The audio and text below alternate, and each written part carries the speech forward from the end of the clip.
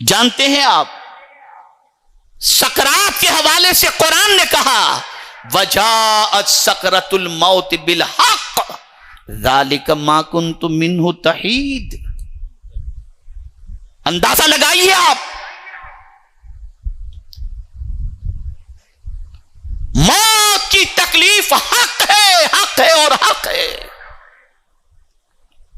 اور سرکار صلی اللہ علیہ وسلم کے ارشاد کے حوالے سے حضرت ضحاک رحمت اللہ رضی اللہ تعالیٰ عنہ فرماتے ہیں کہ سرکار صلی اللہ علیہ وسلم ارشاد فرماتے ہیں موت کے وقت روح کے نکلنے کا پہلا جھٹکا 100 تلواروں کے ضرب سے بھی زیادہ ہوا کرتا ہے.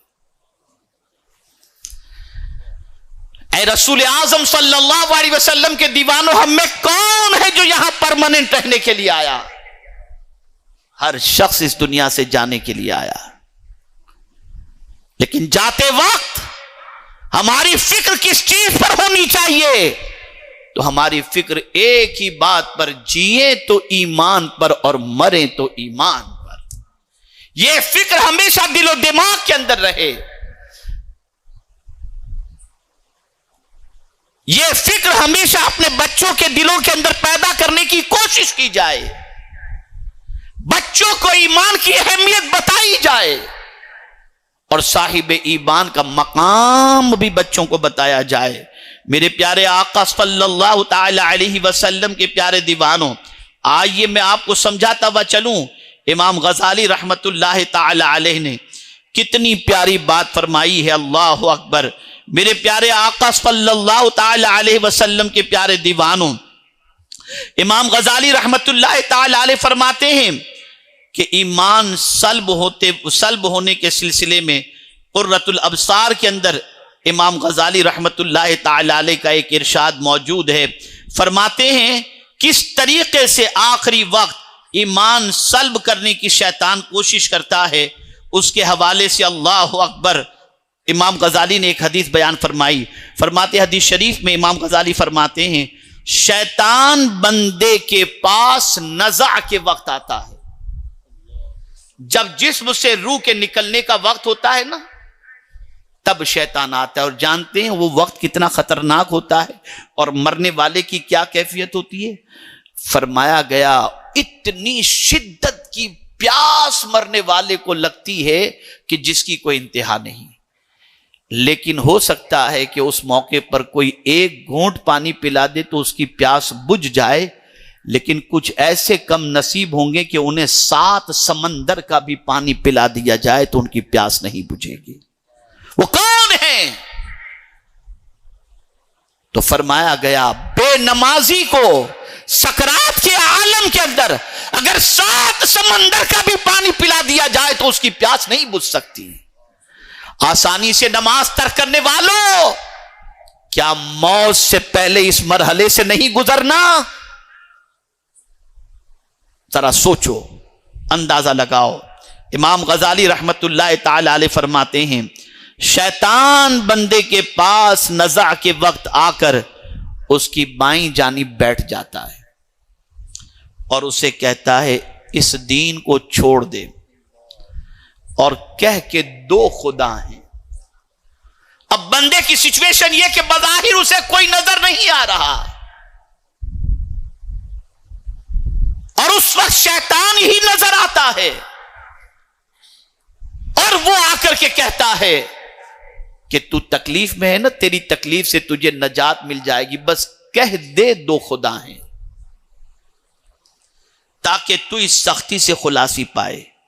پس جب معاملہ اس طرح ہے، یعنی ایمان کے سلب کو خوف بہت ہے، تو اب کرنا کیا چاہیے؟ یعنی ایسے موقع پر شیطان آ کر کے پریشان کرتا ہے. تو امام غزالی نے حدیث کی روشنی میں فرمایا کہ اب ایسی سچویشن میں ہمیں کیا کرنا چاہیے؟ تو فرماتے ہیں تجھے چاہیے کہ گریہ وزاری کر، روتا رہے اللہ کے بارے میں، مولا میرا ایمان نہ چھیننا، میرے ایمان کو میں ضائع ہونے سے بچانا چاہتا ہوں. رو رو کے اللہ سے ایمان کی بھیک مانگو، گریہ وزاری کرو، روتے رہو. مال کے لیے روتے ہو، کبھی ایمان کے لیے بھی رونے کی کوشش کرو. اور اس کے بعد امام غزالی علیہ رحمہ فرماتے ہیں، حدیث بیان فرماتے ہیں، نقل فرماتے ہیں، اور رات کو بیدار رہنا ٹک ٹاک کے لیے نہیں، واٹس ایپ اور انسٹاگرام کے لیے نہیں، فیس بک اور ٹویٹر کے لیے نہیں، رات کو بیدار رہ کر اللہ کی بندگی کرو، اللہ کی یاد میں مصروف ہو جاؤ، اللہ کے ذکر میں مصروف ہو جاؤ۔ اور تیسری بات امام غزالی علیہ رحمہ نے حدیث کے ذریعے ہم تک پہنچائی، اور وہ یہ ہے، اور رکوع اور سجود کی کثرت کرنا ضروری ہے، کہ کثرت سے رکوع بھی کیا کرو، کثرت سے سجدہ بھی کیا کرو، تاکہ تمہارا ایمان سلب ہونے سے، ضائع ہونے سے، برباد ہونے سے بچ جائے۔ اب اس کے بعد امام غزالی نے امام اعظم ابو حنیفہ رحمت اللہ تعالی علیہ کا ایک قول نقل کیا کہ وہ کون سے گناہ ہیں جس کی وجہ سے ایمان سلب ہو جاتا ہے، کون سے گناہ ہیں؟ امام اعظم ابو حنیفہ رحمت اللہ تعالی علیہ سے پوچھا گیا کون سے گناہ سے ایمان کے سلب کا زیادہ خطرہ ہے؟ فرمایا ایمان پر شکر نہ کرنا، ایمان پر شکر نہ کرنا۔ توجہ چاہوں گا اس بات پر، توجہ چاہوں گا۔ کیا دور حاضر کے وہ لوگ جو دنیاوی تعلیم کے اعتبار سے بلند و بالا مقام پر پہنچ جاتے ہیں، یا مال و دولت کی بنیاد پر اتنا مال کا ذخیرہ جمع کر لیتے ہیں کہ انہیں کسی چیز کا کوئی ٹینشن نہیں ہوتا، کیا یہ بات سچ نہیں ہے کہ کبھی کبھی وہ کہتے نظر آتے ہیں کہ یار غیروں کے درمیان اپنے آپ کو مسلمان کہلانے میں شرم محسوس ہوتی ہے، اور کبھی یہ بھی کہتے ہیں اور نیم پلیٹ بھی لگاتے ہیں تو شارٹ فارم کے اندر، اور غیروں کے درمیان اپنے آپ کے لیے احساس کمتری۔ اور میں خاص طور پر کالج اور یونیورسٹی کے اسٹوڈنٹ سے کہوں گا، سن لو اور اچھی طریقے سے سن لو، کہیں بھی دنیا کی کسی کالج اور یونیورسٹی میں تم پڑھو اور تمہارے ساتھ ملٹی ریلیجن کے لوگ موجود ہوں، تو اس میں اپنے آپ کو مسلمان شو کرنے میں گلٹی فیل مت کرنا، ورنہ تمہارا ایمان بچنا مشکل ہو جائے گا۔ مسلمان ہونے پر اللہ کا شکر ادا کرو،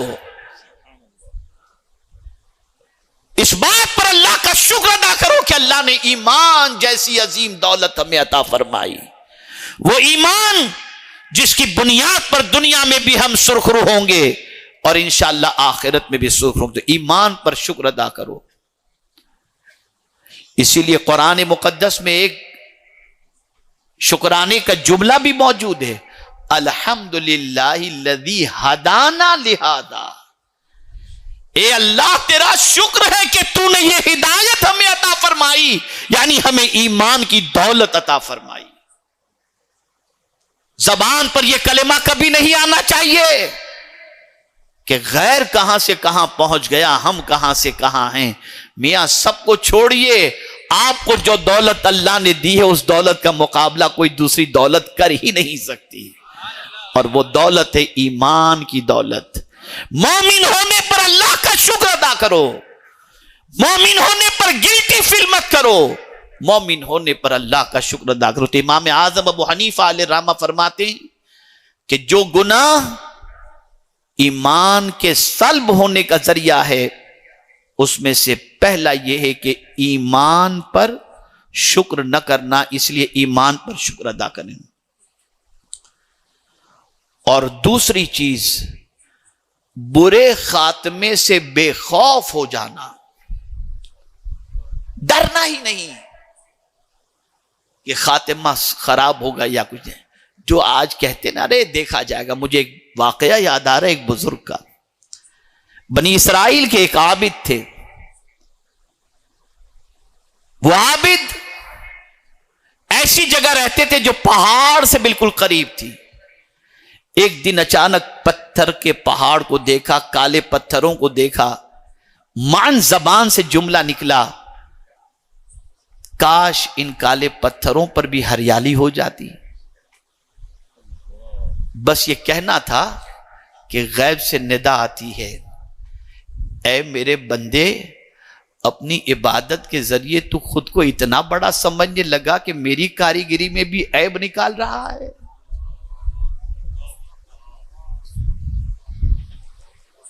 میں جانتا ہوں کہاں کیا ہونا چاہیے، تم میری تخلیق میں عیب نکال رہا ہے. اللہ کے ولی تھے، قسم کھالی کہ جب تک کہ میری معافی کا پروانہ رب کی طرف سے نہیں ملے گا تب تک میں کھانا نہیں کھاؤں گا. چھوڑ دیا کھانا کھانا. غیرت تھی، احساس تھا، چھوڑ دیا کھانا. کچھ عرصے کے بعد محلے کے نوجوان جانتے تھے یہ اللہ والے ہیں، پہنچے ان کے پاس، عرض کیا حضور آج ہمارے یہاں کھانے کی دعوت ہے، کافی احباب تشریف لائیں گے، آپ بھی تشریف لائیں. انہوں نے بہت سمجھایا، بولے نہیں بیٹا میں نہیں آ سکتا، میں نہیں آ سکتا، میں نہیں آ سکتا. من چلے نوجوان ہوتے ہیں نا، بہت ضد پکڑنی، حضرت آپ کو تو آنا ہی پڑے گا. انہوں نے کہا نہیں میں نہیں آ سکتا.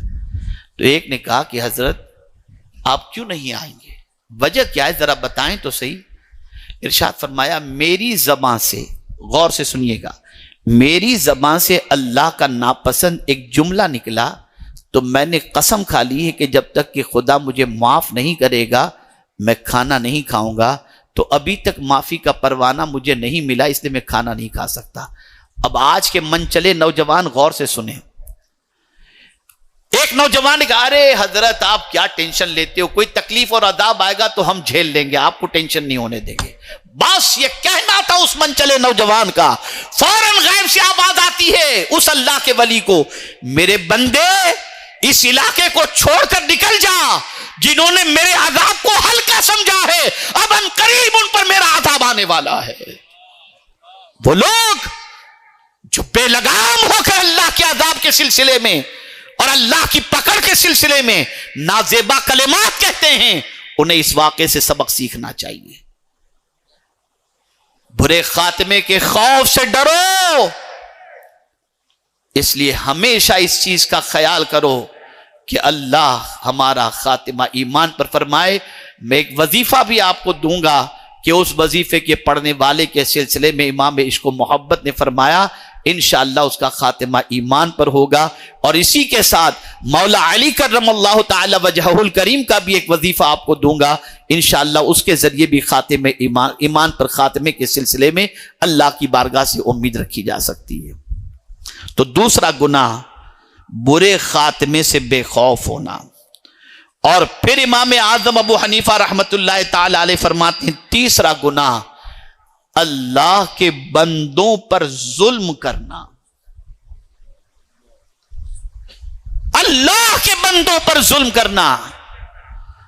آج کبھی کوئی شوہر بیوی پر ظلم کر رہا ہے، کوئی سیٹھ نوکر پر ظلم کر رہا ہے، کوئی ٹرسٹی ملازمین پر ظلم کر رہا ہے. ظلم سے اپنے ہاتھ کو کھینچ لو، اس لیے کہ یہ وہ گناہ ہے جس کی وجہ سے خاتمہ خراب ہونے کا اندیشہ ہے. میرے پیارے آقا صلی اللہ علیہ وسلم کے پیارے دیوانوں، اور بہت ساری تفصیلات ہیں، میں اس طرف جانے کی بجائے اب آئیے تھوڑے سے مضمون کو سمیٹتے ہوئے عرض کروں. جب ہم جان گئے قرآن کی روشنی میں کہ موت کی تکلیف حق ہے، سکرات کی تکلیف حق ہے، اور خود حضور صلی اللہ علیہ وسلم اللہ کی بارگاہ میں دعا کرتے اللہم ہون علی سکرات الموت، اے اللہ موت کی تکلیف مجھ پر آسان فرما دے. اپنی امت کی تعلیم کے لیے حضور یہ دعا کیا کرتے تھے. تو آپ اندازہ لگائیں کتنی تکلیف ہوگی. آپ نے کبھی محسوس کیا آپ نے سکرات کے عالم میں جو ہوتا ہے وہ بیچارہ بول بھی نہیں پاتا، سب سے پہلے اس کی زبان بند کر دی جاتی ہے.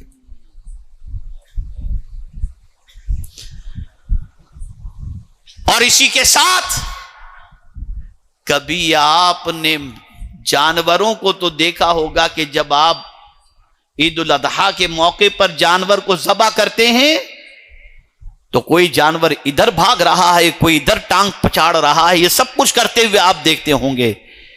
لیکن مرنے والے انسان کو کبھی اپنی ٹانگوں کو اس طریقے سے ہلاتے ہوئے آپ نہیں دیکھتے ہوں گے. وجہ کیا ہے؟ سب سے پہلے اس کی روح اس کے پیر سے نکالی جاتی ہے تاکہ بھاگ نہ سکے. موت کی سکرات حق ہے قرآن نے کہا. تو اب کیا اس سے بچنے کا اور اس وقت کی آسانی کا کیا طریقہ ہے؟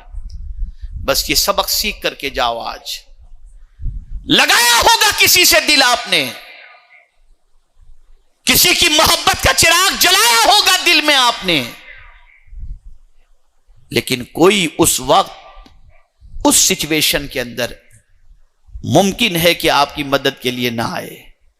ایک ذات ہے جس کے بارے میں اعلی حضرت عظیم البرکت امام عشق و محبت رہنمائی کرتے ہوئے نظر آتے ہیں. وہی نزع کے وقت جب شیطان ایمان کو چھیننے کی کوشش کرتا ہے، ایمان کو سلب کرنے کی کوشش کرتا ہے، تو اعلی حضرت کہتے ہیں یا الہی، یا الہی، اللہ سے عرض کرتے ہیں یا الہی بھول جاؤں نزع کی تکلیف کو، یا الہی بھول جاؤں نزع کی تکلیف کو، شاید یہ دیدار حسن مصطفیٰ کا ساتھ ہو کہ جب میرے نزع کا عالم ہو تو اس وقت میں مصطفیٰ کا دیدار کر رہا ہوں تاکہ میری جتنی بھی نزع کی تکلیف ہے وہ ساری تکلیفیں دور ہو جائیں. لیکن یہ دیدار کا جذبہ پیدا کس کے دل میں ہوگا؟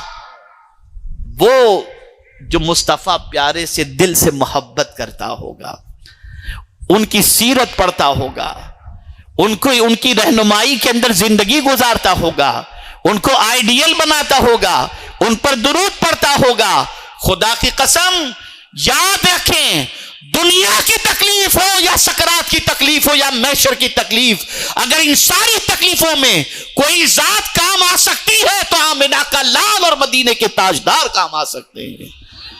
ان سے اپنے تعلق کو مضبوط کرو، ان سے اپنے رشتے کو مضبوط کرو. ہر مصیبت میں کام آنے کے لیے اللہ نے اپنے محبوب کو ہمیں عطا فرمایا، کاشف الغمہ فرمایا. ہر مصیبت کے لیے ہمارے مصیبتوں کو چھانٹنے والے بنا کر اللہ عز و جل نے اپنے محبوب صلی اللہ علیہ وسلم کو اس فرش گیتی پر بھیجا.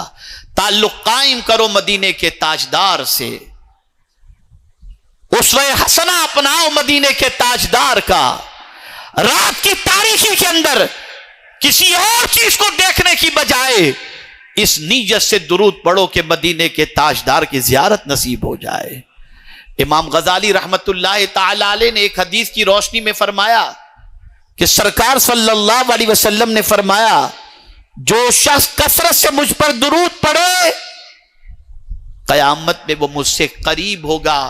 تو امام غزالی سے پوچھا گیا یا امام ابو حنیفہ سے پوچھا گیا کہ کثرت سے مراد کیا ہے؟ تو فرمایا 700 مرتبہ، اور اگر کوئی 700 مرتبہ نہیں پڑھ سکتا تو 350 مرتبہ، اور 350 مرتبہ بھی نہیں پڑھ سکتا تو روزانہ 100 مرتبہ. اور اس کے بعد غالباً امام غزالی یا امام ابو حنیفہ فرماتے ہیں روزانہ کثرت سے درود شریف پڑھنے کی وجہ سے عالم بیداری کے اندر میں نے 75 مرتبہ اپنے نبی کی زیارت کی ہے. یہ ہے درود شریف. کس کو دیکھنے جا رہے ہو؟ حسیناؤں پر اپنی نگاہوں کو خراب کر رہے ہو، آوارہ گردی کے اندر اپنی نگاہوں کو خراب کر رہے ہو، گندی پکچروں کو دیکھ کر اپنی نگاہوں کو تباہ و برباد کر رہے ہو. نہیں، یہ آنکھیں اللہ نے مدینے کے تاجدار کے دیدار کے لیے دی ہیں. کچھ ایسا کر دے میرے کردگار آنکھوں میں، ہمیشہ نقش رہے روئے یار آنکھوں میں. انہیں نہ دیکھا تو کس کام کی ہے یہ آنکھیں کہ دیکھنے کی ہے ساری بہار آنکھوں میں. سرکار سے محبت پیدا کرو، سرکار سے الفت پیدا کرو. یہ چند دنوں کی دنیا آپ دیکھ رہے ہیں، بڑی تیزی کے ساتھ زندگی کے لمحات گزرتے جا رہے ہیں. ابھی مجھے ہمارے آندھرا اور تلنگانہ کے نگراں حضرت علامہ حسان فاروقی صاحب نے اپنے پوتے کو میرے حوالے کیا. میں نے غور کرنے کی کوشش کی کہ ان کے نکاح میں شریک ہوا تھا یا نہیں ہوا تھا.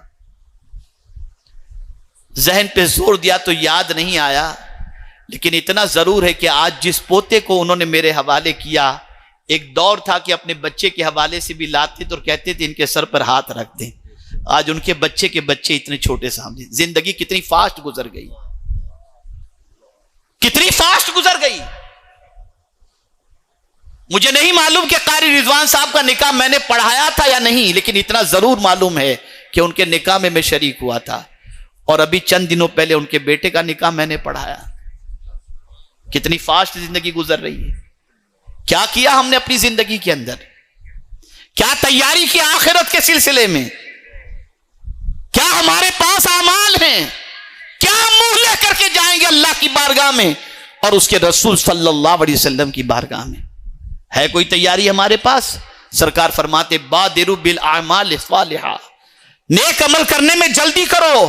اور سرکار صلی اللہ علیہ وسلم فرماتے نیکی کرنے میں جلدی کرو، ایسا دور آئے گا کہ بندہ صبح کو مومن ہوگا، شام کو کافر ہو جائے گا، شام کو مومن ہوگا، صبح کو کافر ہو جائے گا، اور چند ٹکوں کے عوض کے اندر اپنا ایمان بیچ دے گا. یہ حالات. اب آئیے حسب وعدہ میں 2 عمل آپ کو بتا دوں. بڑا تفصیلی موضوع ہے، زندگی میں پھر کبھی انشاءاللہ العظیم. اعلی حضرت عظیم البرکت امام عشق و محبت نے فرمایا جو شخص روزانہ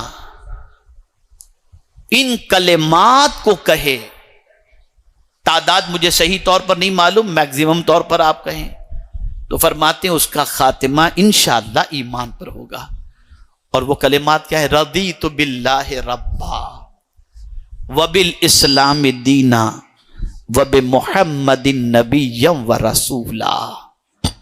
جو شخص ان کلمات کو پڑھتا رہے گا انشاءاللہ ان کلمات کی برکت سے اس کا خاتمہ ایمان پر ہوگا.